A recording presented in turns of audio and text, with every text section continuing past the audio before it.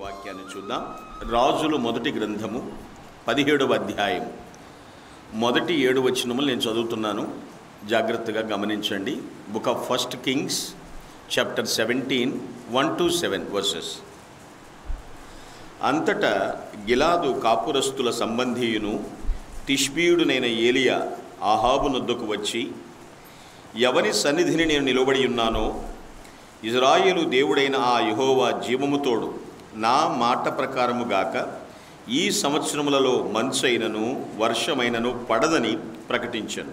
పిమ్మట యెహోవా వాక్కు అతనికి ప్రత్యక్షమై, నీవు ఇచ్చటి నుండి తూర్పు వైపునకు పోయి యోర్దానునకు ఎదురుగానున్న కెరీతు వాగు దగ్గర దాగియుండుము. ఆ వాగు నీరు నీవు త్రాగుదువు. అచ్చటికి నీకు ఆహారము తెచ్చునట్లు నేను కాకోలములకు ఆజ్ఞాపించితునని అతనికి తెలియజేయగా, అతడు పోయి యెహోవా సెలవు చొప్పున యోర్దానునకు ఎదురుగానున్న కెరీతు వాగు దగ్గర నివాసము చేసెను. అక్కడ కాకోలములు ఉదయమందు రొట్టెను మాంసమును, అస్తమయమందు రొట్టెను మాంసమును అతని యొద్దకు తీసుకుని వచ్చుచుండెను. అతడు వాగు నీరు త్రాగుచూ వచ్చాను. కొంతకాలమైన తరువాత దేశంలో వర్షము లేక ఆ నీరు ఎండిపోయెను. ప్రభునందు ప్రియులారా, ఈ భాగాన్ని మనం ఎన్నోసార్లు చదివి ఉంటాం. మరొకసారి ఈ వాక్య భావం నుంచి దేవుడు మనతో ఏం మాట్లాడతాడో ఒకసారి శ్రద్ధగా విందాం. పాత నిబంధన అంతటిలో కూడా మహాఘనులైనటువంటి వ్యక్తులు చాలామంది ఉన్నారు. వారిలో ఒకరు ఏలియా. ధర్మశాస్త్రం అంతటికి ప్రతినిధిగా మోషే పేరు చెప్తూ ఉంటే, ప్రవక్తలందరికీ ప్రతినిధిగా ఏలియాను గురించి చెప్తారు. ఎందుకంటే he was one of the major profit also. పెద్ద ప్రవక్తలో ఈయన్ని కూడా చెప్తూ ఉంటారు, ఏలియాను కూడా. బాప్తిస్మమిచ్చి యోహాను యేసుక్రీస్తు మార్గమును సరళం చేయటానికి వచ్చినప్పుడు అతను ఏలియా బలప్రభావాలతో వచ్చాడు అని చెప్తూ ఉంటారు. నేను ఎందుకు ఈ మాటలు మాట్లాడుతున్నానంటే, ఏలియా గురించి చాలా వరకు బైబిల్లో స్పష్టంగా విశదపరచబడింది. కొందరు భావిస్తున్నట్లు యేసుక్రీస్తు రెండవ రాకడకు ముందు అతడు మరోసారి కూడా వస్తాడు అని మలాకీ చెప్పినట్లుగా భావిస్తూ ఉంటారు. ఏది ఏమైనప్పటికీ కూడా ఏలియా అంటే అర్థం యెహోవా నా దేవుడు, యెహోవాయే నా దేవుడు. ఇక్కడ మనం చదువుకున్న వృత్తాంతం ఏమిటంటే, ప్రజల పాపాలకు అంతు లేకుండా పెరిగిపోయినాయి పాపాలు. దానికి శిక్షగా దేవుడు ఏలియాతో అంటున్నాడు, నువ్వు ప్రార్థన చేయి, నేను ఆకాశాన్ని మూసేస్తాను, డ్రాప్ ఆఫ్ వాటర్ కూడా పడకుండా నేను చేస్తాను, వర్షము రాదు, మంచు కూడా రాదు అని చెప్తున్నాడు. ఏమండి, వర్షము మంచు ఇవేమీ లేకపోతే పంట ఉంటుందా? కరువు తాండవిస్తుంది కదా. మరి ఆ క్షామాన్ని భరించాలి, జయించాలి అంటే అందులో దేవుని పిల్లలు కూడా ఉంటారు కదా. మరి అక్కడ మరి ఏలియా కూడా బ్రతకాలి కదా. ప్రార్థించిన వ్యక్తే, ఆకాశాన్ని మూసివేసిన వ్యక్తి, మరి ఆయన కూడా బతకాలి. అటువంటి క్లిష్ట పరిస్థితుల్లో ఆ క్షామాన్ని ఎలా జయించాడో మనం తెలుసుకోబోతున్నాం పిల్లరా. మన జీవితంలో ఇలాంటి కరువులు, కాటకాలు, క్లిష్ట పరిస్థితులు చాలా ఉంటాయి. ఆధ్యాత్మికంగా గడ్డు పరిస్థితులు ఎదుర్కొనే సందర్భాలు కూడా ఉంటాయి. ఎన్నో ఎదురుగా అవరోధాలు ఉంటాయి. ఎలా మనము జయించాలి, ఎలా మనం వాటికి నిలబడాలి, తట్టుకుని మన యొక్క మనుగడను సాధించాలి అనే విషయాన్ని మనం చూడబోతున్నాం. ఈ ప్యాసేజీని బట్టి నేను మీకు ఇచ్చే వాక్యం యొక్క అంశము క్షామమును జయించుట. Today topic of the message, defeat the drought. Defeat the drought, క్షామమును జయించుట. ఏ విధంగా అతను తట్టుకుని నిలబడ్డాడు? ఆహాబు రాజున్నాడు, రాజుకి ఎదురుగా మాట్లాడుతున్నాడు. ఆహాబు అంటే అర్థం పెద్ద తండ్రి లేకపోతే పిన తండ్రి అని అర్థం వస్తుంది. 22 సంవత్సరాల పరిపాలన చేశాడు ఆహాబు. క్రీస్తు పూర్వం 875 నుంచి 853 వరకు అప్రాక్సిమేట్ 22 ఇయర్స్ చేశాడు ఆయన. ఆయన రాజుల వంశమే. 10 గోత్రాలకు కర్తగా బాగా వ్యవహరించాడు. ఆహాబు రాజు. అతను రాజు కాబట్టి ఇంకొక రాజు కూతురుని చేసుకున్నాడు, సీదోను రాజు కూతురుని చేసుకున్నాడు. ఆమె పేరు కూడా రాయబడింది. తర్వాత మీరు చదువుకున్నట్లయితే ఆహాబు భార్య పేరు కూడా ఉంటుంది అక్కడ. ఏం పేరు ఆవిడ పేరు? అమ్మా, యెజ్బెల్ కాదు, యెజ్బెలే. మీరు చెప్పినట్టు కరెక్టే, యెజ్బెలే. పిల్లలందరికీ దేవుని పేర్లే పెట్టారండి. కానీ భార్య అయిన యెజ్బెలు ప్రేరేపణ బట్టి దేవుని విడిచి విగ్రహారాధన చేశాడు. దేవుడు ఎంత కరుణామయుడో అంత ఉగ్రత కూడా ఉంది. అసలైన ఉగ్రత ఇంతవరకు ఎవరు చూడలేదు. ఏలియాతో అంటున్నాడు, నువ్వు ప్రార్థించు, నేను చేయాల్సింది చేస్తా. ఇక్కడ మనం తెలుసుకోవాల్సిన విషయం ఏంటంటే, మన నోటి మాట ఎంత పవర్ఫుల్లో మనకు అర్థం కావట్లేదు. అది అర్థమైతే మనము మహాత్ములమే. అవును సుమా, మన ప్రార్థన విలువైంది. మనం చేస్తేనే కదా, అడిగితేనే కదా. ఏలియా ఆహాబుని ఎదిరించి మాట్లాడుతున్నాడు. ఈ రోజు మొదలుకొని, ఈ క్షణం మొదలుకొని ఆకాశం ముయ్యబడుతుంది, మంచైనను వర్షమైనను పడదు అనేటువంటి మాట చెప్తున్నాడు. చేసేది ఎవరు? దేవుడు. ఎవరిని వాడుకుంటాడు తన పని చేయటానికి? మనల్నే వాడుకుంటాడు దేవుడు. ఈ సత్యాన్ని గుర్తించాలి. మరి ఆ కరువు కాటకాల్లో ఏలియా కూడా ఉన్నాడు. ఒకసారి లూకా సువార్తకు వెళదాం. ఇది ఇలాగ పెట్టుకోండి, డోంట్ క్లోజ్ దిస్ పేజ్. లూకా సువార్త 4వ అధ్యాయం 25-26 వచనాలు కలిసి ఉన్నాయి, చదవండి ఒకసారి. ఎవరైనా బిగ్గరగా చదివితే చాలా సంతోషిస్తాను. లూకా సువార్త 4వ అధ్యాయము 25-26 వచనాలు నేను చదువుతానండి. ఏలియా దినముల యందు 3 ఏండ్ల 6 నెలలు ఆకాశము ముయ్యబడి దేశమందంతటను గొప్ప కరువు సంభవించినప్పుడు. ఉందా అండి? పాత నిబంధనలో జరిగిన దాన్ని మళ్ళా వైద్యుడైన లోకా గారు ఎత్తి రాస్తున్నాడు. ఈ సందర్భాన్ని జ్ఞాపకం చేస్తున్నాడు. డాక్టర్ గారు కదా ఆయన. సో జరిగింది, కరువు అనేది సంభవించింది. దేవుడు కరువును పంపిస్తాడు, కరువు నుంచి బయటపడేటట్లుగా కూడా దేవుడు చేస్తాడు. ఈ సందర్భం గురించే, ఈ కరువు గురించే మనం ఆలోచన చేస్తే, చిన్న ప్రవక్తల్లో ఒక ప్రవక్త, ఆయన పేరు కౌగిలి అంటారు, కానీ అసలు పేరు హగ్గై. హగ్గై అంటే అర్థం కౌగిలి.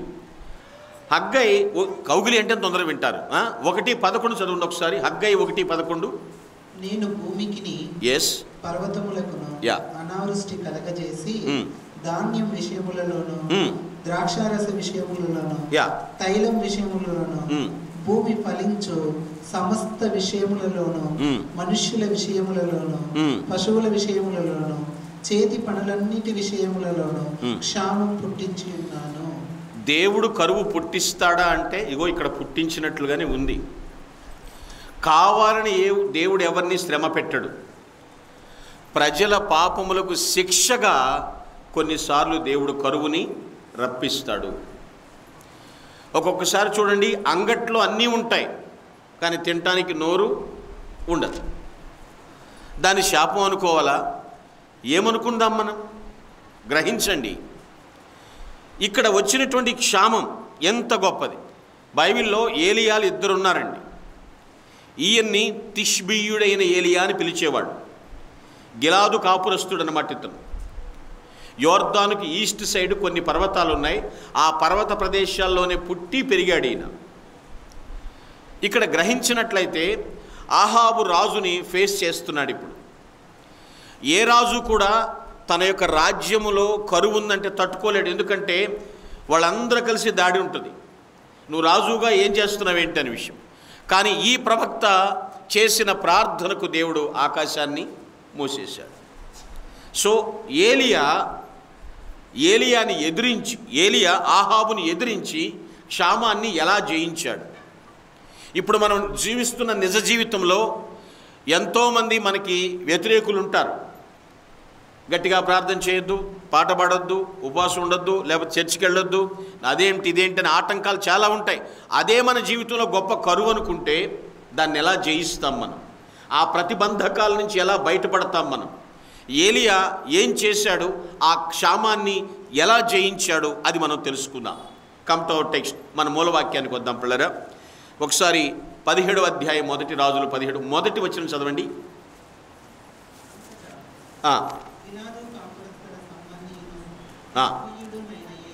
యా వచ్చి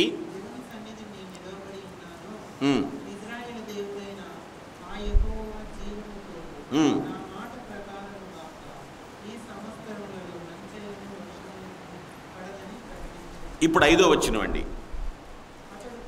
యెహోవా సెలవు చొప్పున యొర్దానునకు ఎదురుగానున్న కెరీతు వాగు దగ్గర నివాసము చేసెను.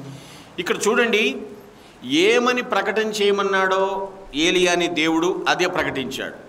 ఎక్కడికెళ్ళి నివాసం ఉండమన్నాడో అక్కడే ఉన్నాడు. ఈ 2 వచనాలను బట్టి మనకు అర్థమయ్యేది ఏంటో తెలుసా అండి?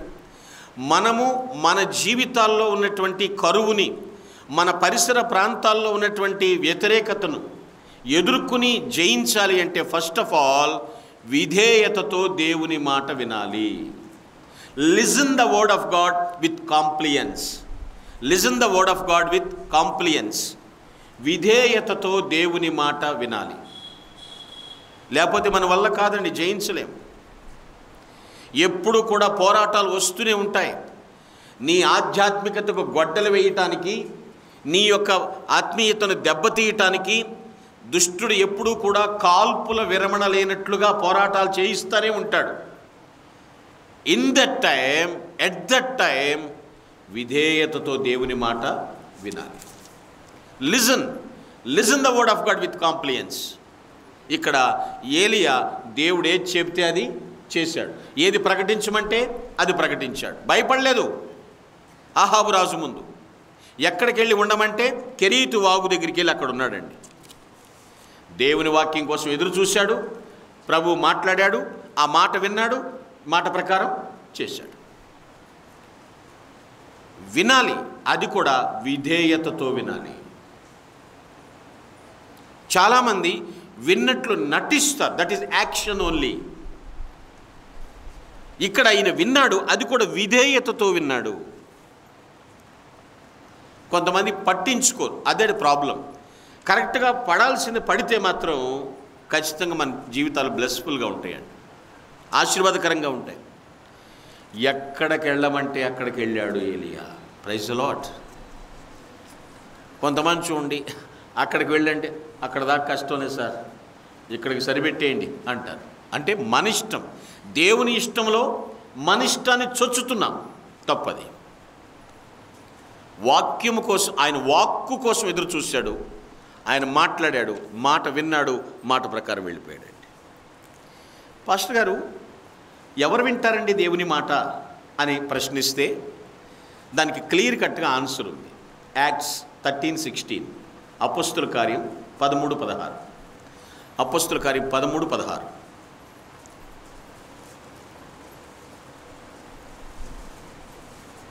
అప్పుడు యోహాను నీళ్లతో బాప్తీసం ఇచ్చెను గాని మీరు పరిశుద్ధాత్మలో బాప్తీసం పొందుదురని. అపోస్తుల కార్యము 13:16.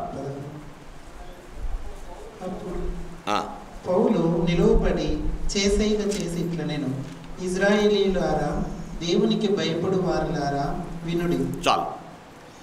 ఇప్పుడు చెప్పండి, ఎవరు దేవుని మాట వింటారు? అమ్మా, ఎవరు దేవుని యందు భయభక్తులు కలిగి ఉంటే వాళ్ళే వింటారు. మిగిలిన వాళ్ళందరూ వింటారా? ఇప్పుడు మీరు వింటున్నారంటే అర్థం ఏంటి? వినట్లేదంటే దట్స్ ఆల్. దేవుని యందు భయభక్తులు కలిగిన వారు దేవుని మాట వింటారు. Listen the word of God with compliance. వినుట కూడా విధేయతతో దేవుని మాట వినాలి. హృదయంలో విధేయతా భావం లేకుండా బయట ఎన్ని ఆచార క్రియలు చేసినా కూడా వ్యర్థమే, ఉపయోగం లేదండి. హృదయంలో విధేయత భావం ఉండాలి. ఇప్పుడు సింపుల్ ఎగ్జాంపుల్ చెప్తా, ఈ పాయింట్ మీకు అర్థం కావడానికి. మా పిల్లోడు మా మాట వినట్లేదు సార్ అంటారు. అదేంటి చెవులు లేవా అనంగా మనం? ఎందుకంటే ఉన్నాయి. మరి వినలేదా? విన్నాడు. మరేంటి మరి వినట్లేదు సార్ అంటే దాని ప్రకారం జీవించట్లేదు అని అర్థం. అందుకే అన్నాను విత్ కాంప్లియన్స్. విధేయతతో దేవుని మాట వినాలి. వినకపోతే కష్టం. హృదయంలో ఉండాలి ఆ భావం, విధేయత భావం. పైకి కనబడటం కాదు. కొంతమంది చూడండి పైకి చూపిస్తారు. ఎట్లా? Sir sir sir, ma'am ma'am ma'am, please. అర్థమవుతుందో నేను చేసేది? దాన్ని నక్క వినయం, అతి వినయం, ధూర్త లక్షణం అంటారు, చూసారండి? అది ఎక్కడి వరకు? ఆ పర్సన్ ఉన్నంత వరకే. ఆ పర్సన్ అటు వెళ్ళిపోయినాక కాళ్ళ దగ్గర వేస్తాడు. It's not good. దేవుడు అలా ఒప్పుకోడండి దాన్ని. హృదయంలో విధేయతాభావం లేకుండా బయట ఎన్ని క్రియలు చేసినా కూడా వ్యర్థమే. దాన్నే చిలక పులుకులు అంటారు. దేవునికి ఇష్టం లేదు చిలక పులుకులు, వ్యర్థమండి, వేస్ట్. ఏలియా నేను ప్రవక్తని అని గర్వించలేదు. అతన్ని ప్రవక్తని చేసింది ఎవరు? ప్రభు. వెళ్ళు అంటే వెళ్ళాడు అక్కడ. మనము ఏ పాటి వారం? గర్వించకూడదు. ఒక సందర్భం చెప్తాను. ఆ సాక్ష్యాన్ని నేను విన్నాను. ఒక ఆఫీసులో ఆఫీసర్ తన ఆఫీసులో పనిచేసే అటెండర్ని బాగా హింసిస్తున్నాడు. ఆదివారము ఇంటికి రమ్మంటాడు, చర్చికి వెళ్ళనివ్వడు, ఏ పని చేసినా దాన్ని మెచ్చుకోడు. ఈ ఫైల్ పడిపోయింది మళ్ళీ పెట్టంటాడు, సరిగా బాగాలేదంటాడు, మళ్ళీ పెట్టమంటాడు, వెళ్ళి కాఫీ పట్టరా అంటాడు, కాఫీ తాగినాక కాఫీ బాగాలేదు మళ్ళీ టీ పట్టరా అంటాడు, మళ్ళీ హోటల్కి వెళ్తాడు, వస్తాడు. విసిగించేస్తున్నాడు అనుకోండి. విసిగించేస్తుంటే ఎంతగా అతను విసిగిపోయాడంటే, ఇక వద్దు నేను ఈ ఉద్యోగం మానేస్తాను, నాకు అనవసరం, ఇది పోతే పోయింది, పెళ్ళం బిడ్డల్ని ఏ పని చేసినా పోషించుకుంటాను, ఈ టైపులో తయారైపోయాడు. కానీ ప్రార్థన చేస్తున్నాడు అతను. అటెండర్ ఏం చేస్తున్నాడండి? ప్రార్థన చేస్తున్నాడు. ఒక రోజున విజయవాడలో పీడబ్ల్యూడి గ్రౌండ్స్ అని ఉంది. దాన్నే స్వరాజ్య మైదానం అని పిలుస్తారు. ఇప్పుడంటే అన్నీ కన్స్ట్రక్షన్ లాగా అయిపోయినాయి తప్ప, అది ఇప్పుడు డాక్టర్ బిఆర్ అంబేద్కర్ గారి స్టాచ్యూ పెట్టారు పెద్ద ఎత్తుగా, ఆ ప్లేస్ అన్నమాట. అలాంటి ప్లేస్లో సువార్త సభలు జరుగుతున్నాయి రోడ్డు ప్రక్కనే. ఈ ఆఫీసర్ గారు ఆ రోడ్డు ఉంటూ వెళుతూ ఈ లైట్లు ఎంత బిజీగా ఉన్నాయి, ఏదో విన్నారు, కాసేపు నిలబడదాం, కాస్త పుణ్యమన్న దక్కుద్దని అక్కడ ప్లాట్ఫామ్ మీద నిలబడి విన్నాడట ఆ రాత్రి సువార్త సభలో. తెల్లారి ఆఫీస్కి వచ్చి అరే తన అటెండర్తో మాట్లాడుతున్నాడు. నిన్ను చాలా హింస పెట్టాను కదా, నిన్ను చాలా ఇబ్బంది పెట్టాను కదా, ఎందుకోరా రాత్రి మీటింగ్స్కి వెళ్ళాను, ఆ వాక్యాలు విన్నాను, ఇంకెప్పుడు కూడా నిన్ను కేకలేను, నిన్నేం ఇబ్బంది పెట్టను, నువ్వు బాధపడ్డావని నాకు తెలుసు, సారీ అన్నాడట. ఎవరు? ఆఫీసర్ గారు. ఈ అటెండర్ గారు అన్నాడట, సార్ మీరు నిజంగా ఇబ్బంది పెట్టను సారీ అని చెప్తున్నారు కాబట్టి నేను కూడా నిజం చెప్పబోతే బాగోదు సార్, ఏం చెప్పరాడట. మీరు నన్ను అరిచినప్పుడల్లా, మిమ్మల్ని ఏం చేయలేక, మీ మీద కోప్పడలేక, మీరు కాఫీ తెమ్మన్నప్పుడల్లా హోటల్ నుంచి కాఫీ తెస్తూ కాండ్రించి ఉమ్మూసాను సార్, దాంట్లో మీరు మేగడనుకుని తాగేశారు సార్, ఇక నుంచి కూడా నేను ఆ పని చేయను సార్ అన్నాడట. నేను కూడా మారిపోయాను సార్ అన్నాడట. అప్పుడు ఈ ఆఫీసర్ గారు అనుకుంటారు, నేను అసలు ఆ మీటింగ్కి వెళ్ళిపోతే ఇంకెన్ని రోజులు వీడు ఆ ఉమ్మి కాఫీ తాగాల్సి వచ్చేదో అని కూడా. ఏమండి అర్థమైంది విషయం నేను చెప్పేది? నువ్వు మాట వినట్లేదు నేను అనట్లేదు, విధేయతతో దేవుని మాట వినాలి. అప్పుడు దాని ద్వారా వచ్చే బ్లెస్సింగ్ ఏంటో నువ్వు చూస్తావు. అందరూ వింటారు మాట, ఎందుకు వినరు? అందుకే అంటున్నాడు, దేవునికి భయపడు వారలారా వినుడి. Listen the word of God with compliance. ప్రభు చెప్పిన మాట ఒకటి గుర్తు చేసుకుందాం. జాన్ 10:27, యోహాను సువార్త 10:27.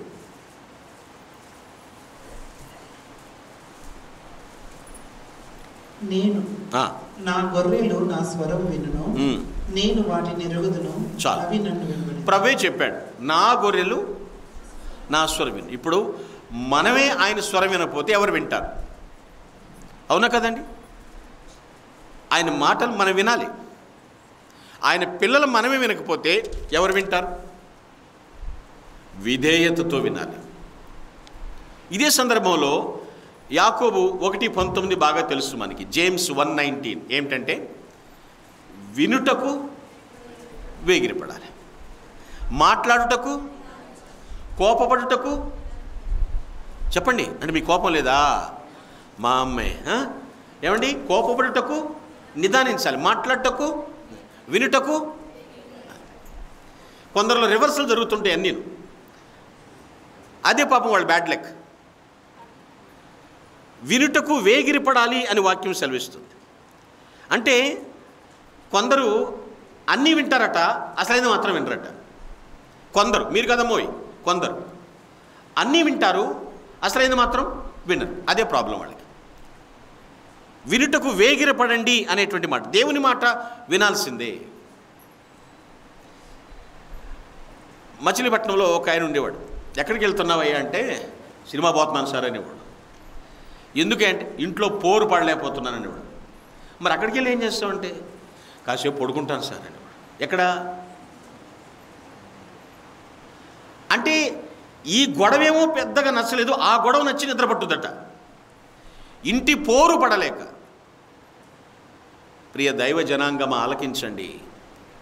నీకు బోరు కొట్టించొచ్చేమో కానీ వాక్యము, అది విధేయతతో వింటే మాత్రము అప్పుడు నీకు నిజమైన నెమ్మది.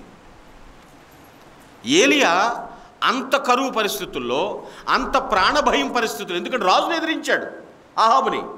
రాజు తలుచుకుంటే దెబ్బల కొద్ది ఏముంది, కానీ ఆయన మాట విన్నాడు. రాజు, రాజులకు రాజు, ఆయన మాట విన్నాడు. అది కూడా విధేయతతో విన్నాడు. అది ఎంత వింటే అంత గొప్ప మంచిది. మీకు జనరల్గా మాట చెప్తాను. దేవుడు మనం సృజించేటప్పుడే వినటానికి 2 పెట్టి తినటానికి 1 పెట్టాడండో. ఇది తెలుసుకోవాలి మనం. వినటానికి 2 పెట్టాడు, తినడానికి 1. ఇంకో విషయం ఏంటంటే, వినేయేమో చిన్నవి ఉన్నాయి, తినేదేమో పెద్దది. పెద్దది కదా, వినేయేమో చిన్నది. అపర మేధావి ఆయన, అనంత జ్ఞాని దేవుడు. ఇప్పుడంటే పిఏ సిస్టమ్ ఇవి వచ్చింది, కానీ ఆ రోజుల్లో ఏముంది? ఇవి లేకపోయినా వినేటట్టుగా కర్ణభేరి అనే పిఏ సిస్టమ్ లోపల పెట్టాడు దేవుడు వినటానికి. అర్థమైందండి? సరే,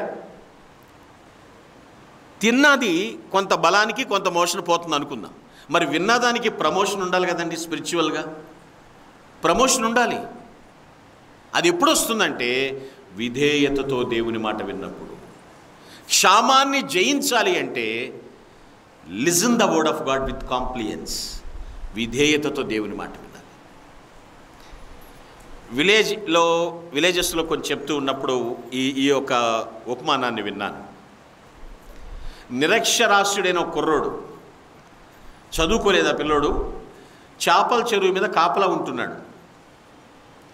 వాళ్ళ తండ్రి లేడు అతనికి, తల్లి ఒక్కతే చర్చికి వెళుతుంది. ఇలాగే ప్రత్యేక కోటికల్లాగా పెట్టారు, ఓపెన్గా సువార్త సభల్లాగా. 3 రోజులు పెడితే మొదటి 2 రోజులు తల్లి వెళ్ళింది. ఈ పిల్లోడికి చేపల చెరువు మీద కాపలా కాబట్టి దొంగలు కాజేయకుండా కాపలా కాస్తూ ఉండాలి కుర్రోడు. 3వ రోజు తల్లి వచ్చి, ఒరేయ్ 2 రోజులు నేను ప్రార్థనలకు వెళ్ళాను, కనీసం ఆఖరి రోజు ఈ రోజైనా నువ్వు కూడా వెళ్ళు, నేను ఈరోజు నీ బదులు ఉంటాలే అని ఈ పిల్లోడిని ఆ మీటింగ్కి పంపిస్తుంది. ఆ పిల్లోడు మీటింగ్కి వస్తాడు, చదువుకోలేదు, ఏం లేదు, అసలు అక్కడ ఏం పాట పాడుతున్నారో ఏం వాక్యం చెప్తున్నారో ఏమీ ఎక్కదీనికి. అయినా సరే వాళ్ళ అమ్మని అక్కడ పెట్టి వచ్చాడు. ఆ రాత్రి ఆ సభలో ఇతను నేర్చుకున్న ముక్కలు ఏంటంటే 3 అంట. ఎన్ని? వాక్యం మొత్తంలో, ఆ ప్రార్థన సభ మొత్తంలో 3 నేర్చుకున్నాడు. ఇతను వస్తున్నాడంట, ఆ సభకు వస్తున్నప్పుడు ఆయన నేర్చుకున్నది ఏంటంటే, స్టేజ్ నుంచి వచ్చిన మాట వచ్చారా అన్న మాట నేర్చుకున్నాడంట. ఏంటండి చెప్పండి అమ్మా, అంతే. ఇది కూడా వాక్యమేనేమో అనుకున్నాడు అతను. నెంబర్ 1, 3 ముక్కలు నేర్చుకోమంది మా అమ్మ, ఓ ముక్క నేర్చేసుకున్నా, ఏంటది? వచ్చారు. రెండవది ఏంటంటే, ఎక్కడ మంచి ప్లేస్ చూసుకుని కూర్చున్నాడు. గడ్డిని అప్పుడు వరి గడ్డి వేసి పరదా వేసేవాడు. కూర్చున్నారా అనే మాట, ఇది 2వ మాట. ఇది కూడా వాక్యమేనేమో, మా అమ్మ నేర్చుకోమంది. 2వ ముక్క ఏంటి? కూర్చున్నారా, వచ్చారా, కూర్చున్నారా. 2 ముక్కలు అయిపోయింది. ఇక మీటింగ్ అయిపోయినాక చెప్పండి, మీతో ఎందుకు చెప్పిస్తున్నానంటే మీకే తెలుసు ఆ విషయం. వెళ్తున్నారా అన్నాడంట. 3వ మాట అండి, అయిపోయింది. ఇంకేమీ తెలియదు ఆయనకి. యేసుప్రభు కానీ, సువార్త కానీ, సిలువ కానీ, రక్తం కానీ ఏమీ తెలియదు. మా అమ్మ నేర్చుకోమంది 3 ముక్కలు, ఈ రాత్రి వచ్చారా, కూర్చున్నారా, వెళ్తున్నారు, వెళ్ళి మా అమ్మకి చెప్పాలి అని మర్చిపోతానేమో అనుకుంటా వచ్చారా, కూర్చున్నారా, వెళ్తున్నారు, వచ్చారా, కూర్చున్నారా, వెళ్తున్నారు. అవే పిలుచుకున్నాడు. మీటింగ్ అయిపోయి 10ంటికి వెళ్ళిపోయినాక మళ్ళీ వాళ్ళ అమ్మ లాంతర పట్టుకుని తీసుకొచ్చి ఇంటి దగ్గర దించేసి పడుకున్నాడు. ఆ నులక మంచం ఉంటుంది, అడ్డంగా పడుకుని చేతులట్ట పెట్టుకుని వచ్చారా, కూర్చున్నారా, వెళ్తున్నారు, వచ్చారా, కూర్చున్నారా, అలా నిద్రపెట్టి మళ్ళీ లేచి వచ్చారా, కూర్చున్నారా, వెళ్తున్నారు, ఇదే అనుకుంటున్నాడు. ఆ రాత్రి తను కాపలా కాస్తున్న చెరువుల్లో చేపలు దొంగిలించడానికి దొంగలు వచ్చారు. ఉపయోగపడిని వచ్చారా, కూర్చున్నారా, వెళ్తున్నాను కదా. మొదటి మాట ఏంటి? వాళ్ళు రావటం ఈయన కుర్రోడేం చూడలేదు, కానీ వచ్చారా అన్నాడంట గట్టిగా. అంటే ప్రాక్టీస్. అమ్మమ్మ చూశాడు, కూర్చో అన్నారు వాడు. దొంగలు కూర్చున్నారు. రెండో మాట ఏంటి? కూర్చున్నారా, కూర్చుని కూడా చూశాడు వీడు అనుకున్నారు. పద వెళ్తున్నారా అన్నాడంట. కత్తి కనపడలేదు వాడు. నేర్చుకుంటంలో అండి అందరూ నేర్చుకుంటారు. నేర్చుకున్న తర్వాత బ్రతుకు మార్చుకుంటంలో ఉంది గొప్ప విషయం. అప్పుడే మనల్ని ప్రభు చేర్చుకుంటాడు. Listen the word of God with compliance. ఏలియా అనుభవపూర్వకంగా నేర్చుకున్నాడు. అందుకే ప్రవక్తలకు ప్రతినిధి అయ్యాడు అతను. అంత పెద్ద క్షామంలో కూడా దాన్ని జయించి నిలబడడానికి కారణం ఏంటంటే విధేయతతో దేవుని మాట వినుట. అది చాలా గొప్ప విషయం అండి. మీరు వినట్లేదని నేను అనట్లేదు, కానీ విధేయతతో వినాలి. తూచా తప్పకుండా ఈరోజు విన్న వాక్యం మీరు ఇంటికి వెళ్ళిపోయి మరలా సన్నిధికి వచ్చేంత వరకు ఈ వాక్య ప్రకారం జీవించాలి. That is the listen the word of God with compliance. మళ్ళీ సంఘముగా కలిసేంత వరకు కూడా ఈ వాక్య ప్రకారమే జీవించాలి. Then you can defeat the drought. క్షామమును జయిస్తాం ఖచ్చితంగా మనం. రెండో విషయం చూద్దాం. Come to our text, 1 Kings 17, రాజుల మొదటి గ్రంథం 17వ అధ్యాయం 3-4 వచనాలు చదవండి బాబు. నీకు ఇచ్చట నుండి తూర్పు వైపునకు పోయి యోర్దానునకు ఎదురుగానున్న కెరీతు వాగు దగ్గర దాగి ఉంటుంది. ఆ వాగు నీరు నీవు తాగుదువు. అచ్చటికి నీకు ఆహారం తెచ్చినట్లు నేను కాకోకులములకు ఆజ్ఞాపించిందని అతనికి తెలియజేయగా. చాలు.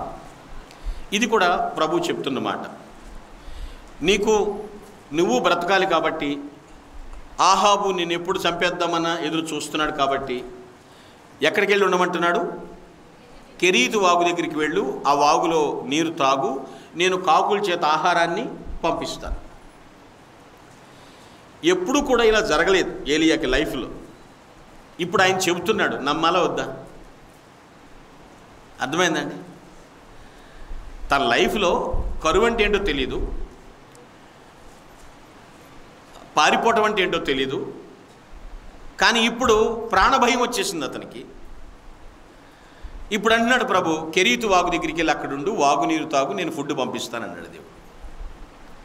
ఆ కరువును జయించటానికి ఆయన చేసిన రెండో పని ఏంటంటే విశ్వాసముతో దేవునిపై ఆధారపడుట. మొదటిది విధేయతతో దేవుని మాట వినుట. సెకండ్ థింగ్ విశ్వాసముతో దేవునిపై ఆధారపడుట. Lean hard upon God with confidence. Lean hard upon God with confidence. నమ్మకం, దేవుని మీద పిచ్చి నమ్మకం, విశ్వాసముతో దేవునిపై ఆధారపడుట. ఆహాబు హెజికేలు హంతక జంట, మర్డరర్స్ అన్నమాట వాళ్ళు. ఎందుకంటే ప్రార్థన చేసాడు ఎవడో పట్టుకుని వాడిని తీసేయాలి, వాడి వల్లనే వర్షం రాకుండా అయిపోయింది అంతే అనుకుంటున్నారు తప్ప మేము పాపిష్టులు మన సంగతి వాళ్ళు తెలుసుకుంటారు, ఒప్పుకోరు. కెరీతు వాగు దగ్గరికి వెళ్ళి అక్కడ ఉండు. ఏలియా ప్రాణం ప్రమాదంలో పడింది, కానీ అప్పుడు దేవుడు అండి ఏలియాని సూపర్ న్యాచురల్ స్టైల్లో పోషించాడు. మానవాతీతమైన రీతిలో ఏలియాని దేవుడు పోషించాడు. ఎందుకంటే సృష్టి అంతటి మీద దేవునికి పవర్ ఉంది. ఉందా లేదండి? ఉందా లేదమ్మా? ఇంగ్లీష్లో మాట్లాడారు, man is mighty but God is all మట్టి డ్యామ్ కాదు, all mighty. Man is mighty, మనిషి శక్తిమంతుడే కాదన్ను, but God is all mighty. సృష్టిపై ఆయనకున్న సార్వభౌమత్వాన్ని చూపించాడు. అక్కడ కాకుల చేత ఏం పంపించాడమ్మా? రొట్టె, బ్రెడ్ అండ్ మీట్, శాకాహారం. అది పలకట్లేదు సిగ్గు. శాకాహారం రెండు పంపించాడు దేవుడు. సంస్కృతంలో కాకిని వాయసం అంటారు. కాకుల గుంపుని కాకోలములు అని రాశారు ఇక్కడ. రావెన్స్, కాకుల గుంపు. దేవుడు అలా తీసుకొచ్చి పంపాడు. అంటే దేవుని యొక్క అద్భుతాలు మీకు ఈ విషయం తెలియడానికి బుక్ ఆఫ్ జోబ్ చాప్టర్ 38, యోబు గ్రంథం 38:41 చదవండి ప్లీజ్. యోబు గ్రంథం 38:41.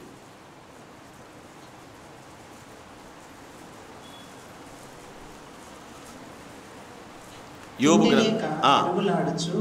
కాకి పిల్లలు దేవునికి మొరపెట్టినప్పుడు కాకి ఆహారం సిద్ధపరచు వాడేవాడు. చాలు. కాకి పిల్లలు కూడా మొర్ర పెడతాయి. దేనికోసం? మరి మనుషులు మొర్ర పెడుతున్నారా తిండి కోసం? ఇక్కడ మొర్ర పెట్టినప్పుడు దేవుడు ఎవరినైనా ఆదుకుంటాడు.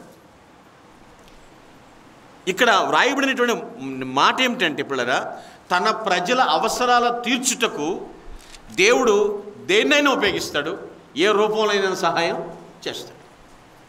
ఎందుకంటే తన ప్రజల అవసరాలు తీర్చడం కొరకు దేవుడు తనకిష్టమైన రీతిలో ప్రయోగిస్తాడు. ఇక్కడ ఏలియా శుద్బాధను తీర్చడానికి, ఆకలి బాధ దాహాన్ని తీర్చడానికి కాకులతో రొట్టె మాంసం మార్నింగ్ ఈవినింగ్. ఇది ఊహించుకుంటే ఏదోలాగా ఉంటుంది, కానీ అక్కడ ఆ టైంలో నివసించినోడు తెలుస్తుంది ఆ కష్టం ఏంటో, అప్పుడు జీవించిన వాళ్ళకి. అదే అంటున్నాను, lean hard upon God with confidence. విశ్వాసంతో, నమ్మకంతో దేవునిపై ఆధారపడు. నీ చుట్టూ ఎటువంటి కరువు రాజ్యం వెళ్తున్నా నువ్వు దేవునిపై ఆధారపడాలి, విశ్వాసంతో దేవునిపై ఆధారపడాలి. అందుకే కీర్తనాకారుడు ఏమన్నాడు? 3వ కీర్తన 5వ చరణం, 3వ కీర్తన 5వ చరణం ఏమంటాడు చూడండి. యెహోవా నాకు ఆధారము, నేను నాకు ఆధారము, కావున నేను పండుకొని నిద్రపోయి మేలుకొందును. ఇలాంటి టైంలో ఎవరికైనా నిద్ర పట్టుద్దా? ప్రాణభయం ఉన్న టైంలో. ఏమండి, ప్రాణభయం ఉన్న టైంలో మరి దావీదుకు కూడా ప్రాణభయం ఉంది. సౌలు రాజు తరుగుతున్నప్పుడే కానీ, కన్న కొడుకు అబ్షాలోము తరుగుతున్నప్పుడే కానీ ప్రాణభయం ఉంటుంది. కానీ ఏమన్నాడు? నేను పండుకుంటాను, నిద్రపోతాను, మేలుకుంటాను. ఏమా ధీమా? ఆలోచించండి. యెహోవా నాకు ఆధారము. ఎవరైతే విశ్వాసంతో దేవునిపై ఆధారపడతారో వాడు దేనికి భయపడు. ఎటువంటి కరువునైనా అవలేలగా జయిస్తారు. Defeat the drought. క్షామమును జయించాలి అంటే విశ్వాసంతో దేవునిపై ఆధారపడాలి. యెషయా గ్రంథం 26:3 చదువుదాం. ఐజియా 26:3 తెలిసిన వాక్యమే అది. మనస్సు నీ మీద ఆనుకొనును, వానిని నీవు పూర్ణ శాంతి గలవానిగా కాపాడదువు, ఏలయనగా అతడు నీ యందు విశ్వాసముంచి ఉన్నాడు. ప్రతిరోజు ప్రశాంతత కావాలంటే ప్రభువు మీద ఆనుకోవాలండి. సింపుల్, ఒక చిట్కా అంతే. ప్రతిరోజు ప్రశాంతతకు మార్గం ఏమిటి అంటే ప్రభువు మీద ఆనుకుంటాం అంతే. ఒకవేళ మన బలం మీద ఆధారపడ్డం ఎన్నాళ్ళు ఉంటుంది? ఉసిరిపోతుంది, అవునా? పోనీ బలం తీసేయండి. బలగం మీద ఆధారపడ్డాం అనుకోండి, నేను అంటే 60 మంది, అంటే 100 మంది వస్తారు. కొంతమందికి చిటికి అయిపోయినా ఎన్నాళ్ళు? అది నీ బలం పైన, నీ దౌర్జన్యం పైన, నీ బలగం పైన ఆధారపడటం కాదు. యెహోవా నాకు ఆధారము. ఎవని మనస్సు ఆయన మీద ఆనుకుంటుందో, అంటే నీ ఆలోచన కూడా ఆయనే అయి ఉండాలి. ఆయనే నీ ఆలోచనలను ప్రభావితం చేయగలిగిన వాడు. నీ మనస్సు ఆయన మీద ఆనుకుంటే వారికి పూర్ణ శాంతి. ప్రతిరోజు ప్రశాంతత కోసం ప్రభువుపై ఆనుకోవాలి. ఏలియా జీవితం చూస్తే 3.5 సంవత్సరాలండి, వర్షం లేదు. ఒక 1 వీక్ పాటు అసలు ఏమీ దొరకలేదనుకోండి బజార్లో. రేషన్ కానీ ఏమీ అందలేదు అనుకోండి, ఎలా ఉంటుందో పరిస్థితి ఆలోచించి. ఈయనకి ఏ పూట కాపూట దేవునిపై ఆధారపడటమే. ఆ కాకులు రావాలి, ఈ తేవాలి, లేకపోతే కష్టం ఆయనకి. విశ్వాసముతో దేవునిపై ఆధారపడుట. దేవుడు చేతకానివాడు కాదండి. ఆయనకి అన్నీ సాధ్యమే, సాధ్యమే. మనుషులకు అసాధ్యం, కానీ దేవునికి అన్నీ సాధ్యమే. అందుకనే ఇంగ్లీష్ ప్రొఫెసర్ చెప్తారు, ఇంపాసిబుల్ మనిషికి ఆ ఇంపాసిబుల్ ముందు క్యాపిటల్ హెచ్ పెట్టమంటారు. హిమ్ పాసిబుల్, ఆయనకు అన్నీ సాధ్యమే. ఇక్కడ ఏలియా విషయంలో చూస్తే అదే విశ్వాసంతో ఆధారపడ్డాడు. మనం కూడా విశ్వాసంతో దేవునిపై ఆధారపడితే విజయాలు చూస్తాం, క్షామాన్ని జయిస్తాం, దుష్టుని ఎదిరించగలుగుతాం, ఆత్మీయతలో నిలబడగలుగుతాం. మనం మాట వినటం మాత్రమే కాదు, విధేయతతో విశ్వాసంతో దేవునిపై ఆధారపడాలి.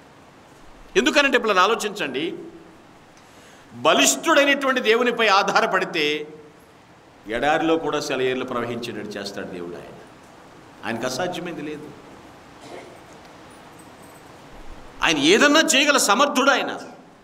అందుకే నేను సేవకుల సదస్సులు కూడా మాట్లాడుతూ ఉంటాను. మాటలు ఏంటంటే, సమస్త కాదు మనకు ఆధారం, సమస్తానికి ఆధారభూతుడైన దేవుడే మనకు ఆధారం. కొందరు చూడండి, ఆ సమస్త ఇస్తేనే బతుకుతామండి, లేకపోతే లేదు. సమస్త కాదు కదా మనకు ఆధారం. పిలిచినవాడు దేవుడు, నమ్మదగినవాడు. నిన్ను ఎక్కడ పెట్టాలో ఎలా వాడుకోవాలో ఆయనకు బాగా తెలుసు. ఆయన మాట విను, ఆయన కింద ఉండు. 100 కాదు ప్రాముఖ్యం, మంద ప్రాముఖ్యం. నీ జీవితంలో ఎటువంటి కరువు అనుభవిస్తున్నావు నాకు తెలియదు, కానీ నువ్వు విశ్వాసంతో దేవునిపై ఆధారపడితే దేవుడు ఖచ్చితంగా విజయాలు నీకు చూసేటట్టు చేస్తాడు. కాకుల చేత ఆహారాన్ని పంపాడు. హిస్టరీ అన్నమాట ఇది. ఆ 3.5 సంవత్సరాలు ఎలా జీవించాడు, ఎక్కడికి వెళ్ళమంటే అక్కడికి వెళ్ళిపోయాడు, ఎక్కడ ఉండు అంటే అక్కడ ఉన్నాడు, అంతే. ఇప్పుడు అయిపోయింది. కెరీతు వాగు దగ్గర నీళ్ళు ఎండిపోయినాయి, అక్కడి నుంచి మళ్ళీ వెళ్తాడు. విధవరాలింటికి సారిపత్తు పంపించబడ్డాడు. అంత ఫెయిత్, విశ్వాసముతో నీకున్న పరిస్థితిని నువ్వు జయించాలి. ఓటమి నీకొద్దు, నువ్వు గెలవాలి. కాల్పుల విరమణ లేకుండా దుష్టుడు నీ మీద దాడి చేస్తూ ఉన్నప్పుడు నీవు నిలబడాలి, దేవుని కోసం సాక్షిగా నిలబడాలి. Lean hard upon God with confidence. నమ్మకంతో, విశ్వాసంతో దేవునిపై నువ్వు ఆధారపడాలి. ఈరోజు రేపు ఉండిపోయే డబ్బు మీద కానీ, బలం మీద కానీ, బలగం మీద కానీ, దాని మీద ఆధారపడటం కాదు. అవి వస్తాయి, నిన్ను పలకరిస్తాయి, పోతాయి. మన దగ్గర ఉండవు అవి. స్థిరంగా ఉండేది వాక్యము. ఆయన మన దేవుడు. ఆయన మనం కలిగి ఉన్నప్పుడు పిల్లరా అపజయం అనేదే దరికి రాదు. 3వ విషయం చూద్దాం చివరిగా. మరలా మూల వాక్యానికి వద్దాం. 1 రాజులు 17:5 వచనం చదవండి. అతడు పోయి యెహోవా సెలవు చొప్పున యొర్దానునకు ఎదురుగానున్న కెరీతు వాగు దగ్గర నివాసము చేసెను. ఇప్పుడు 7వ వచనం. కొంతకాలమైన తర్వాత దేశములో వర్షము లేక ఆ నీరు ఎండిపోయింది. చూడండి, నేను ఇందాక అదే చెప్పాను లింకప్గా. కెరీతు వాగు దగ్గర ఉన్నాడు. కెరీతు వాగు అంటారు కానీ అది లోయ అండి. అసలు ఆ లోయలో నీళ్ళు అలా వచ్చి యోర్దాన్లోకి వెళ్ళిపోతాయి, యోర్దాన్ నదిలోకి వెళ్ళిపోతాయి అన్నమాట. ఆ లోయలో నీళ్లు ఎండిపోయింది. అప్పుడు దాకా దాని మీద బేస్ అయి ఉన్నాడు. మళ్ళీ పరీక్షే. ఎవరికి? ఏలియాకి. మళ్ళీ పరీక్షే. ఆ నీరు ఎండిపోయిను, వర్షం లేక ఆ నీరు ఎండిపోయిను. ఇప్పుడు దాకా దేవుని వైపు చూశాడు, దేవునిపై ఆధారపడ్డాడు. మరి ఇప్పుడు అయ్యా ప్రార్థన చేయమంది నువ్వే, చేశాను. ఉండమన్నావు నువ్వే, అక్కడ అయిపోయింది, ఇక్కడ అయిపోయింది. మళ్ళీ ఏం చేయాలి? ఇప్పుడు మళ్ళీ ఎవరి వైపు చూడాలి? అమ్మా ఎన్నాళ్ళు చూసుకుంటాడండి దేవుడు మనల్ని అయినా? ఏమండి, కొంతమంది చూడండి మనుషులు ఒకసారి సాయం చేసి 2 చేస్తే ఎప్పుడు నేనేనేకా, ఎన్నిసార్లు అడుగుతావు అంటారు. కానీ మన పరమ తండ్రి అలా అనేవాడే కాడు. ఆ సీక్రెట్ తెలుసుకున్న ఏలియా ఆ క్షామాన్ని జయించడానికి నిలబడటం కొరకు 3వ విషయం ఏమిటంటే ఏకాగ్రతతో దేవుని వైపు చూశాడు. Look up to him with concentration. Look up to him with concentration. ఏకాగ్రతతో దేవుని వైపు చూడాలి. పరిస్థితి ఎలా ఉన్నా సరే. ఆ వాగిండిపోయిందని నిరుత్సాహపడిపోయి దేవుని దూషించలేదు. కాకులు ఆహారం తేవట్లేదు, అయిపోయిందని ఈ పని అనలేదు దేవుణ్ణి. ఎక్కడ కూడా మాట్లాడలేదు. Look up to him with concentration. ఏకాగ్రతతో దేవుని వైపు చూచుట. అదే చేయాలి. ఆ పని చేశాడు. కెరీతు వాగు ఎండిపోయింది, లోయ ఎండిపోయింది. అప్పుడు మళ్ళీ ఏలియా నమ్మకం మళ్ళీ పరీక్షకు గురైంది. ఆ విశ్వాసానికి మళ్ళీ పరీక్షలు వచ్చినాయి. బంగారం మేలుదా కాదా అని చూడటానికి కొలిమిలో పెడతాడు. మన విశ్వాసం సరైందా కాదా అంటే శ్రమలు వస్తాయి. మన యొక్క ఫెయిత్ టెస్ట్ అవ్వాలి, పాస్ అవ్వాలి, మన విశ్వాసం నెగ్గాలి. ఎదురు చూశాడు. విశ్వాసంతో చూసి ఆధారపడటమే కాదు, ఏకాగ్రతతో దేవుని వైపు చూశాడు. అంతేకాదు, కలవరపడే హృదయంతో చూడలేదు ఏలియా. కలవరపడే హృదయంతో కరుణామయిని చూడలేమండి. అదేంటంటారేమో, మీకు అర్థం కావడానికి చెప్తాను. ఒక కొలను, చెరువులో నీళ్లు ప్రశాంతంగా ఉంటే వెళ్ళి ముఖం చూస్తే కనపడుతుంది. అంటూ కనపడుతుంది కదండి. నీళ్లు కదిలిపేసేయండి, మన ముఖం కూడా ఊగుతుంటుంది. కలవరపడే హృదయంతో ప్రభుని చూడలేము మనం. ప్రశాంతంగా ఏం కాదు, ఏమి జరగదు. కొంతమందికి ప్రయాణం అంటే ఓ టెన్షన్. జర్నీ చేయాలంటే అసలు జర్నీ మొదలుపెట్టరు, కంగారు పడిపోతుంటారు. కొంతమందికి వర్రీస్. మనం కలవరపడకూడదు. ఎందుకంటే we are all children of God, దేవుని పిల్లలు. Look up to him with concentration. ఏకాగ్రతతో దేవుని వైపు చూడు. ఏలియా మళ్ళీ దేవుని వైపే చూశాడు. ఏకాగ్రతతో చూస్తే ఏదైనా జయిస్తాం, మనం సాధిస్తాం, మనం ఖచ్చితంగా. అందుకనే కన్నీటి ప్రవక్తగా పేరు పొందినటువంటి ఇర్మియా చెప్పిన మాట ఒకటి గుర్తు చేస్తాను. ఇర్మియా 14:22 చదువుదాం. ఇర్మియా 14:22.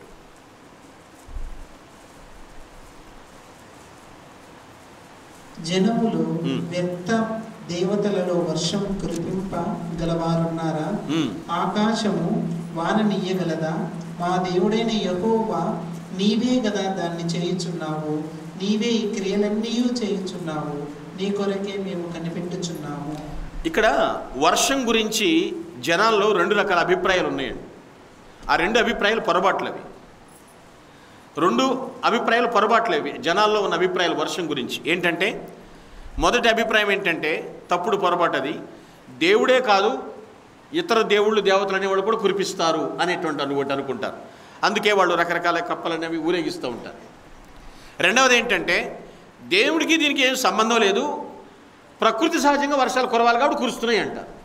అంతే తప్ప దేవుడే కురిపిస్తాడని మాత్రం ఒప్పుకోరు. మీకు అర్థమైందా? ఈ 2 రకాల అభిప్రాయాలు వర్షం గురించి ప్రజల్లో. దేవుడే కాదు, దేవుళ్ళు దేవతలు అనేవాళ్ళు కూడా కురిపిస్తారంటారు మొదటిది. రెండవ విషయం ఏమిటంటే, ప్రకృతి సిద్ధంగా సహజ సిద్ధంగా వర్షాలు పడాలి, వానాకాలం వర్షం పడుతుంది, అంతే. కానీ ఇర్మియాకి సత్యం తెలుసు, వాస్తవం ఏమిటో తెలుసండి. అందుకనే నేను మళ్ళా ఏలియా దగ్గరికి వస్తున్నాను. ఏకాగ్రతతో దేవుని వైపే చూశాను. అంతేగాని ప్రభువా ఇక ఓపెన్ చేశానైనా కురిపించానైనా అనలేదు. ఆయన వెంకే చూశాడు. కష్టం వచ్చినప్పుడు, నష్టం వచ్చినప్పుడు, బాధ కలిగినప్పుడు ఎటు చూడాలి మనం? ఏమ్మా? దేవుని వైపు. మరి సంతోషం వచ్చినప్పుడు, సరదాగా ఉన్నప్పుడు అప్పుడు ఎటువైపు చూడాలి? గొప్పోళ్ళమ్మ మీరు, చాలా ధన్యులవుతారు అలా చూస్తే, అంతే. ఏలియా విశ్వాసం పరీక్షకు గురైంది. ఏకాగ్రతతో దేవుని వైపు చూశాడు. వర్షం కురవాలంటే దేవుని చిత్తంతో పని లేదనుకుంటాం, పొరపాటు, తప్పది. ఆయన అనుమతి లేకుండా ఏది జరగదు. ప్రకృతి సిద్ధం, సహజ సిద్ధం, వానాకాలం వర్షాలు పడతాయి, దానంతా అదే పడుతున్నాయి అనుకోకూడదు. దేవుడిని కురిపించేది మనం కురిపిస్తామని చేస్తూ ఉంటారు, సంబంధం లేదు. అందుకే హెబ్రీ గ్రంథకర్త 12వ అధ్యాయం మొదటి 2 వచనాల్లో మాట్లాడుతున్నటువంటి మాట. హెబ్రీ గ్రంథకర్త 12వ అధ్యాయము మొదటి 2 వచనాల్లో అంటాడు, ఇంత గొప్ప సాక్షి సమూహము మేఘము వలె మనల్ని ఆవరించి ఉన్నందున అమ్మా మేఘము వలె మనల్ని ఆవరించి ఉన్నందున మనము కూడా ప్రతి భారమును సులువుగా చిక్కులు పెట్టు పాపమును విడిచిపెట్టి విశ్వాసములకు కర్తయు దాన్ని కొనసాగించు వాడును అయిన యేసు వైపు చూచుచు ఎదుట ఉన్న పరుగు పందెముల ఓపికతో పరిగెత్తు. చాలండి. పరమందున్నటువంటి ప్రభు వైపు మనం ఏకాగ్రతతో చూడాలి. ఎప్పుడైతే ఏకాగ్రతతో చూస్తూ ఉంటాం, ఎందుకంటే ఆయన పరలోకంలో ఉన్నాడని చెప్తూ ఉంటాం, ప్రార్థన నిజంగా మొరపెట్టే వారికి సమీపంగా కూడా ఉంటాడు. కానీ మన విశ్వాసం పరీక్షకు గురైనప్పుడు మాత్రం ఎటు చూడాలమ్మా? ప్రభు వైపే. ఎందుకంటే ఆయన వైపే మనం చూసినప్పుడు, ఏకాగ్రత చూసినప్పుడు అది కూడా తిన్నగా చూడాలి. మళ్ళీ ప్రభు వైపు అటు చూడకూడదు. మళ్ళీ చూశాగా ఇప్పుడు నీ అంక చూస్తాను మళ్ళీ అటు చూడకూడదు. సరిగా చూడాలి, తిన్నగా చూడాలి, ఆయన వైపే చూడాలి, గురి వైపే పరిగెత్తాలి. మళ్ళీ వెనక్కి లోతుబారిలాగా వెనక్కి చూడకూడదు. నేనేదో చూపు గురించి ప్రసంగం చేయటం కాదు, ఏకాగ్రతతో దేవుని వైపు చూచుట. Lookup to him with concentration. మనము మన చూపును సరిగా నిలుపుకోలేకపోతున్నాం, అదే మన బాధ. ప్రభువుని చూసినట్లే ఉంటున్నాం, మళ్ళీ పక్క చూపు ఏమన్నా చూస్తున్నావేమో ఆలోచించేసుకో. నీ చూపు నిలుపు అంటున్నాడు దేవుడు. యేసు వైపు చూడు, నీ భారమంతా తీరానికి చేరు అన్నారు గండిగుంటలో సువార్త గాయకులు రాజబాబు గారు. యేసు వైపు చూడు, నీ భారమంత తీరానికి చేరు. ఎంత దూరమైనా, అది ఎంత భారమైనా. క్షామమును జయించాలి. నువ్వు అనుభవిస్తున్న కరువును పారద్రోలాలి. ఎటువంటి ఇబ్బంది అయినా సరే ఓడిపోవాలి నీ ముందు. ఏకాగ్రతతో దేవుని వైపు చూడాలి. ఆ కాన్సన్ట్రేషన్ దెబ్బతింటుంది కొంతమందికి, అదే ప్రాబ్లం అండి. అది దెబ్బతినకూడదు. ఏలియా అయితే ఎంత ఇబ్బందుల మధ్య ఉన్నాడు. ఓ పక్క ఆహాబు యెజెబెలు చంపేయటానికి మనుషులు పురమాయించారు. ఎక్కడ కనబడి ఎత్తుకొచ్చేయండి ముందు. ఇంత పని చేస్తాడా? వర్షం లేకుండా చేశాడు. ఎదిరించి నిలబడుతున్నాడు. కెరీతు వాగు దగ్గర అయిపోయింది, వాగిండిపోయింది. సారెపతి విధవరాలు అప్పం. అర్థమవుతుందండి? అక్కడది అయిపోయిందా? మనం ఏదో 2-3 పేజీలు చదువుకుని అయిపోయింది అనుకుంటే ఎలాగో. 3.5 సంవత్సరాల పాటు ఒక మనిషి జీవితం ఎలాగుంటుందో ఆలోచించేయండి. నేను అదే అడుగుతున్నాను, మన విశ్వాస యాత్రలో ఆలోచించండి. క్రమం తప్పకుండా ఏకాగ్రతతో దేవుని వైపే చూస్తున్నామా మనం? వయసు భయపడుతోంది, ఏండ్లు వస్తున్నాయి. ఎలా వయసు పెరుగుతుందో భక్తి ప్రమాణ స్థాయి కూడా ఏమవ్వాలండి? పెరగాలి. ఒక అమ్మాయి ప్రార్థన చేస్తుందండి, 16 ఏళ్ల పిల్ల. ప్రార్థన చేస్తున్నప్పుడు ఆ పక్కన ఇంకొక పెద్ద ఆవిడ 50 ఏళ్ళు ఉంటాయి. ఆపో అంటుంది. ఏంటంటే, నీకన్నా ముందు నమ్ముకున్నా నేను, 25 ఏళ్ళ సీనియర్ ఇక్కడ. సరే మా అమ్మ నువ్వు చెయ్యంటే నాకు రాదే అంటుంది. మరి ఆపడం ఎందుకు అంటే సీనియారిటీ చెప్పుకుంటానికి, కానీ భక్తిలో లేదు, ప్రార్థన రావట్లేదు, దేవుని స్తుతించే పదాలు ఏమిటో తెలియట్లేదు. ఏకాగ్రత అవసరం. ఏకాగ్రతతో దేవుని వైపు చూడు. పిల్లల గ్రహించండి, నేను ముగింపులోకి వస్తున్నాను. క్షామమును జయించుట, డిఫీట్ ద డ్రాట్. ఎలా జయించాడు ఏలియా విషయంలో చూస్తే పిల్లరా 3 విషయాలు చెప్పాను మీకు. First of all, listen the word of God with compliance. విధేయతతో దేవుని మాట విన్నాడు. చెవులతో విని వదిలేయలేదండి. అంటారే ఈ చెవితో విని ఈ చెవితో వదిలేసాడని. కొన్ని లోపలికన్నా వెళ్తే ఈ చెవితో వింటారని, ఈ చెవితో వదిలితే కొంచెం లోపలికన్నా వెళ్ళింది అనుకుంటాం. చెప్పాను పొద్దున బుర్ర పాదరసం అని. ఇప్పుడు ఇటు విని ఇటే వదిలేస్తున్నారు. No, listen the word of God with compliance. రెండో విషయం చెప్పాను, lean hard upon God with confidence. విశ్వాసంతో దేవునిపై ఆధారపడాలి. నువ్వు ఎక్కడ తీసుకెళ్తే అక్కడ, నువ్వేం చేయమంటే అది నాయన. అలా వెళ్ళాడు, అలా చేశాడు. Thirdly and finally, lookup to him with concentration. ఏకాగ్రతతో దేవుని వైపు చూడ. కన్క్లూజన్, ముగింపు చెప్తాను. యాకోబు రాసిన పత్రిక 5వ అధ్యాయం 17వ వచనం. యాకోబు రాసిన పత్రిక 5వ అధ్యాయం 17వ వచనం. అటువంటి స్వభావం గల మనుష్యుడే వర్షింపకుండునట్లు అతడు ఆసక్తితో ప్రార్థన చేయగా 3.5 సంవత్సరముల వరకు భూమి మీద వర్షింపలేదు. చూడండి, మనలాంటి మనుష్యుడే అన్నాడంటే అక్కడ అర్థం ఏమిటి? ఆయన ఏం సూపర్ న్యాచురల్ ఏం కాదు ఏలియా. మనలాంటి రక్తమాంసములు అతనికి ఉన్నాయి. క్రీస్తుని ఎరుగక మునుపు మనలాంటి భ్రష్ట స్వభావం ఆయనకి ఉంది. అర్థమవుతుందండి? మనలాంటి వ్యక్తే అని చెప్తున్నాడు. విషమ పరీక్షలకు గురైనాడు, అయినప్పటికీ కూడా మరి జయించాడంటే అతని శక్తి అతనిలో లేదు, అతను నమ్మిన దేవునిలో ఉంది. అర్థమైందండి? ఆ 3.5 సంవత్సరములు ఆ క్షామాన్ని జయించడానికి నిలబడుతున్న వ్యక్తి, అతని శక్తి అతనిలో లేదండి, అతను నమ్మిన దేవునిలో ఉంది. ఆ సీక్రెట్ తెలుసుకున్నాడు. ఇప్పుడు ఆలోచించాడు, దేవుడు క్షామాన్ని కూడా మార్చేయగలడండి. దేవుడు నా మాట కదా, యెషయా గ్రంథం 58:11 ఉంది ఆ మాట. Book of Isaiah chapter 58 verse 11. యెషయా 58:11. యెహోవా నిన్ను నిత్యము నడిపించును, నిత్యము నడిపిస్తాడు నిన్ను. అంటే కరువు టైంలో ఆయన నిన్ను తృప్తిపరిచి నీ ఎముకలను బలపరచును. ఎస్, కంప్లీట్ చేసాను నా వచనాన్ని. నీవు నీరు కట్టిన తోటవలెను, ఎప్పుడును ఉబుకుచుండు నీటి ఊటవలెను ఉండెదు. మన గురించే మాట్లాడుతున్నాడు అనుకుందాం. క్షామకాలమున తృప్తిపరుస్తాడు, ఎముకల్ని బలపరుస్తాడు. ఎలా బలపరుస్తాడంటే దాన్ని ఎక్స్ప్లెనేషన్ ఇస్తున్నాడు. నీరు కట్టిన తోటలోకి ఈవినింగ్ టైం చూడండి, నీళ్లు పెడతారు ఫుల్గా. అర్థమవుతుందండి? నవనవలాడుతూ ఉంటుంది చక్కగా. మనం అలా ఉంటాం ఎప్పుడు కరువులో. అంటారు చూసారా, చుట్టూ ఉన్న పొలాలన్నీ పోయినాయి సార్, నా పొలం బాగా పండిందంటే ఎర్రోళ్ళగా చూస్తారు, పిచ్చివాళ్ళ చూస్తారు. నీరు కట్టిన తోటలాగా ఉంటావు, ఎప్పుడు ఉబుకుచుండు నీటి ఓటలాగా ఉంటావు. ఏ టైంలో? క్షామకాలమున, కరువు టైంలో. ఆయనకు అసాధ్యమైనది ఏముందండి? పశ్చాత్తాపంతో ప్రయాణిస్తే ఫలితాలు దివ్యంగా ఉంటాయండి, చాలా దివ్యంగా ఉంటాయి ఫలితాలు. ప్రభువా, నువ్వు కోరినంత భక్తి చేయలేకపోతున్నాను నాయన, నువ్వు ఆశించినంతగా నీతో నేను మాట్లాడలేకపోతున్నాను ప్రభువా, నువ్వు నా మీద ఎన్నో ఎక్స్పెక్టేషన్స్ పెట్టుకున్నావు, నేను చేయలేకపోతున్నానయ్యా, నేను పశ్చాత్తాపడుతున్నాను నాయన అని నువ్వు ఎప్పుడు అలా ప్రయాణిస్తూ ఆయన వాక్యానికి అనుగుణంగా జీవిస్తూ ఆయన మెచ్చినట్లుగా నువ్వు నడుస్తూ ఉంటే ఆ ఫలితాలు చాలా దివ్యంగా ఉంటాయి, చాలా బాగుంటాయండి. ఆ రిజల్ట్స్ అవే, ఆయన కోరుకున్న మాటలు అవే. క్షామంపై జయం అనేది తప్పకుండా సాధిస్తాం.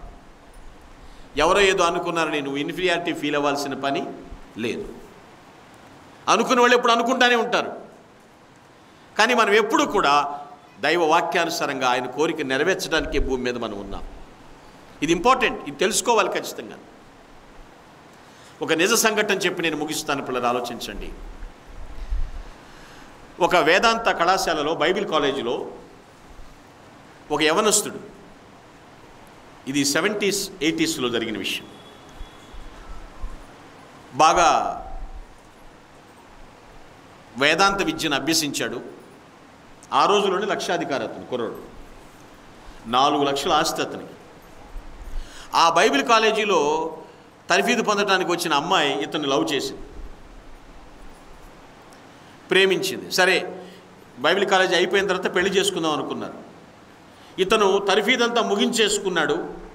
ముగించుకున్న తర్వాత ఈ గ్రాడ్యుయేషన్ డే ఆ టైంలో ఆ అమ్మాయికి ఒక వార్త తెలిసింది. ఏంటంటే ఇతనుకున్న 4 లక్షల ఆస్తిని 1 లక్షను అనాథాశ్రమానికి ఇచ్చేసి 3 లక్షలతో ఒక చర్చి కట్టుకోవడానికి ఇచ్చేశాడు. ఇప్పుడు ఈయన దగ్గర డబ్బులు ఏమీ లేవు. ఆ విషయం తెలిసినాక ఈ అబ్బాయిని వదిలేసింది. జరిగింది ఇది. అయినా ఇతను ఆ అమ్మాయిని పట్టుకుని ప్రేమ పిచ్చోళ్ళు అయిపోయి గడ్డలు అయిపోలేదు. ఇప్పుడు అన్నీ అలాంటి శాఖలే చూస్తున్నాం మనం. అమ్మాయి వదిలేసింది, డబ్బు లేదని వదిలేసింది అనుకోలేదు. ఇతను ఏ కమిట్మెంట్ అయితే తీసుకున్నాడో బైబిల్ కాలేజీలో, ఆ కమిట్మెంట్ ప్రకారం అరణ్యవాస జనుల మధ్య సేవ ప్రారంభించాడు. మొత్తం నరమాంస భక్షకుల టైప్ అన్నమాట వాళ్ళు. అక్కడ సేవ మొదలుపెట్టాడు ఒక డెడికేషన్తో. యవ్వన కాలంలో అన్ని కోరికలను చంపేసుకుని దేవుడు నా మీద పెట్టిన బాధ్యత, నాకు ఇచ్చిన భారం ఇది అనుకుని అరణ్యవాసుల మధ్య సేవ చేస్తున్నాడు. ఎన్ని కష్టాలను తట్టుకుని చేస్తున్నాడు.